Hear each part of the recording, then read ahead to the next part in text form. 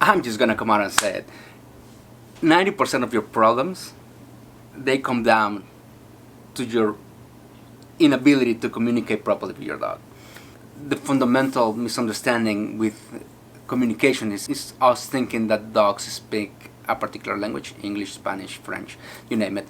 And even though sometimes it feels like they do, they don't. They don't speak any of that. They create associations with sounds. And the way they create associations is by hearing a sound and having an action that follows, that is consistent. So if, for example, whenever you say, oh, let's go for a walk, and everybody thinks that we have to spell out the word walk because they think that the dog will know what it is. And they do. And that's simply because every time you say, oh, let's go for a walk, I'm going to take you for a walk, you go, you put your jacket on, or you put the collar on, you put your shoes on, the dog starts putting the pieces together, and that's how they create the association with one word. It's just the actions that follows that never changes. The same happens when you say treats. Every dog knows what a treat means, because every time you say, hey, do you want a treat? Without a doubt, they're getting something to eat. They're getting something good. That's how they process sounds. That's why sometimes it feels like they understand us, is because their ability to create those associations is fantastic.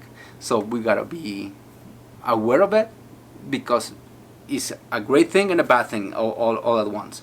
And the way I see sounds is I put them in 3 categories. The first one, the one that I like to use a lot, is called attention grabbing sounds, and that's just like sharp sounds like whistles, tapping on the leg. It really doesn't matter. Something that, whatever that is gonna cut through the noise to get your dog's attention, and you'll know that they work because your dog is physically gonna, I don't know, twitch an ear or look back at you, whatever. There's gonna be a physical response to that sound, right? Once you get his attention, you can use your body language to propose an alternative, right? Like let's say you crouch down, and that should trigger your dog to come to you.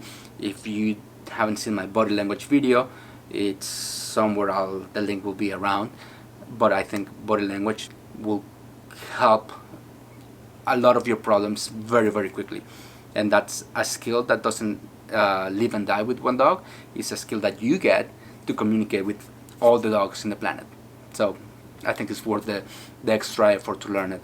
The next category will be suggestive sounds. That is similar to commands in the sense that we are using actual words, but